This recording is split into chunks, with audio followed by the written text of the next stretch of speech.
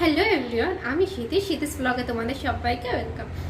তো আমি তোমাদের সাথে আজকে শেয়ার করব একটা দুর্দান্ত রেসিপি। সেটা প্রত্যেকটা বাঙালির ফেভারিট। আমি মনে করি এমন কোনো বাঙালি নেই যে এই রেসিপিটা পছন্দ করে না।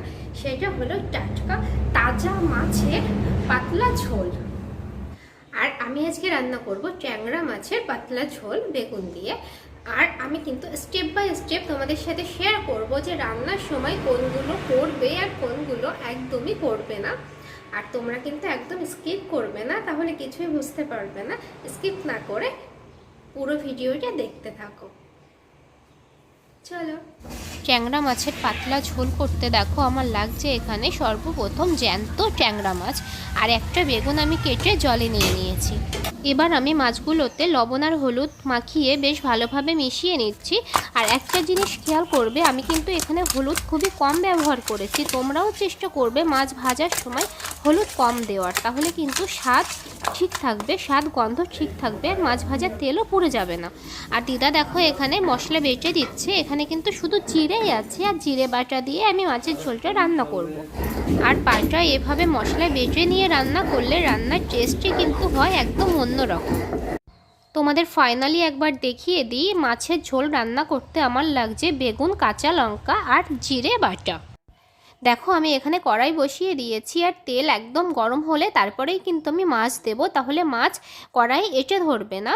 আর তোমরা কিন্তু চেষ্টা করবে আমার মতো এভাবে অল্প তেলে মাছ ভেজে নেওয়ার, তাহলে কিন্তু টাটকা মাছের ঝোলের স্বাদই হবে অন্যরকম। বেশি তেল দিলে মাছের স্বাদ চলে যায়, সেরকম স্বাদ পাওয়া যায় না। আর দেখো এখানে মাছ ভাজা হচ্ছে, তার পাশে আমি কিন্তু জল গরম বসিয়ে দিয়েছি। মাছ ভাজা হলে আমি এই গরম জল মাছে দিয়ে দেব। মাছে কিন্তু একদমই ঠান্ডা জল ব্যবহার করা যাবে না। আমার মাছ দেখো এখানে অনেকটাই ভাজা হয়ে গেছে, আর আমি খুব হালকাও ভাজিনি আর খুব বেশি করেও মাছ ভেজে নিইনি। আমি মিডিয়ামভাবে মাছটা ভেজে নিয়েছি। এবার আমার জলও ফুটে গেছে, দেখো আমি গরম জলটা মাছের ভেতরে দিয়ে দিচ্ছি। মাছ কিন্তু ভাজা হয়ে গেছিলো, আর আমি এই অবস্থাতেই কড়াইয়ে গরম জলটা দিয়ে দিলাম। আর এখন আমি ঢাকা দিয়ে রাখবো 2 মিনিট মতো। 2 মিনিট মতো হাই ফ্লেমে আমি মাছের ঝোলটাকে ফুটতে দেব। আর 2 মিনিট পর দেখো আমি ঢাকনা তুলে নিয়েছি। এবার আমি এক এক করে এখানে সব কিছু দিয়ে দেব। আমি ফার্স্টে যে বেগুনগুলো কেটে নিয়েছিলাম সেই বেগুনগুলো দিয়ে দিচ্ছি। আর আমি এখানে দিয়ে দিলাম কাঁচা লঙ্কা চেরা। আর দেখো আমি জিরে বেটে নিয়েছিলাম, দিদা জিরে বেটে দিয়েছিল, সেই জিরে বাটা আমি এখানে দিয়ে দিয়েছি।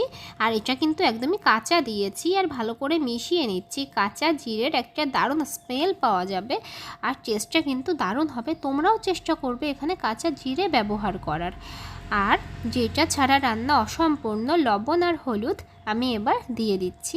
লবণ আর হলুদ পরিমাণ মতো লবণ হলুদ দিয়ে আমি এবার বেশ ভালো করে একটু নেড়ে চেড়ে নেব। আর আমি এবার ঢাকা দিয়ে ওয়েট করব 3 থেকে 4 মিনিট। এর বেশি সময় কিন্তু আমি ওয়েট করব না। দেখো 3 থেকে 4 মিনিট হয়ে গেছে। এবার আমি ঢাকনা তুলেও নিয়েছি। আর দেখো কালারটাও কিন্তু খুব সুন্দর চলে এসছে, আর বেগুনটা অনেকটা নরম হয়ে গেছে। বেগুন একদম গলে ঝোলের সাথে মিশে গেলে কিন্তু হবে না, যার জন্যে দেখো আমি নামিয়ে নিচ্ছি। বেগুন নরম হয়ে যাবে আর আস্ত আস্ত থাকবে, তখনই দেখো নামিয়ে নিতে হবে। আর আমি নামিয়েও নিচ্ছি, একটা গামলায় ঢেলে নিয়েছি। এবার কিন্তু আমি ফোড়ন দেব। আর ফোড়নের জন্য আমি কড়াইটা আবার ওভেনে বসিয়ে দিচ্ছি। এবার আমি দিয়ে দিচ্ছি কড়াইয়ে দেখো সামান্য তেল। আমি কিন্তু মাছ ভেজে নিয়েছিলাম সামান্য তেলে, আর তারপরে কিন্তু আমি একদমই মাছের ঝোলে তেল দিইনি, তোমরা খেয়াল করেছো। আর এখন আমি সামান্য তেলে ফোড়ন দেব। তোমরাও চেষ্টা করবে সামান্য তেলে টাটকা মাছের ঝোল রান্না করার, তাহলে কিন্তু স্বাদ দারুণ হয়। আর দেখো আমি এখানে নিয়ে নিয়েছি জিরে। আমি এখন জিরে ফোড়ন দিয়ে দিচ্ছি। আর ফোড়নটা একটু পোড়া পোড়া ভাব আসবে, একটু রং হবে, তারপরেই আমি মাছের ঝোলটা দেখো ফোড়নের ভেতর ঢেলে দিয়েছি।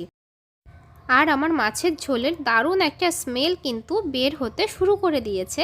এবার আমি হাফ চামচ মতো ভাজা জিরের গুঁড়ো মাছের ঝোলে দিয়ে দিচ্ছি। ফোড়ন দিয়ে 1 মিনিট মতো মাছের ঝোলটা ফুটিয়ে এবার আমি নামিয়ে নেব। বেশিক্ষণ মাছের ঝোলটা ফোটালে কিন্তু স্বাদ আবার নষ্ট হয়ে যাবে, সেরকম স্বাদ পাওয়া যাবে না। তো দেখো আমি মাছের ঝোলটা এখানে গামলায় ঢেলে নিলাম। আর মাছের ঝোলের কালার কিন্তু দারুণ এসছে দেখো। তোমরাও কিন্তু তাহলে এভাবে টাটকা মাছের পাতলা লঙ্কা চেরা ঝোল বাড়িতে বানিয়ে নেবে। আর আমার রেসিপি তোমাদের কেমন লেগেছে তোমরা কিন্তু কমেন্ট করতে একদম ভুলবে না। আর যদি আমার ভিডিও তোমাদের ভালো লেগে থাকে তাহলে আর দেরি না, এক্ষুনি আমার চ্যানেলটা সাবস্ক্রাইব করে দাও। আর সাবস্ক্রাইবের পাশে বেল আইকন বাটন ক্লিক করে আমার পাশে থাকো।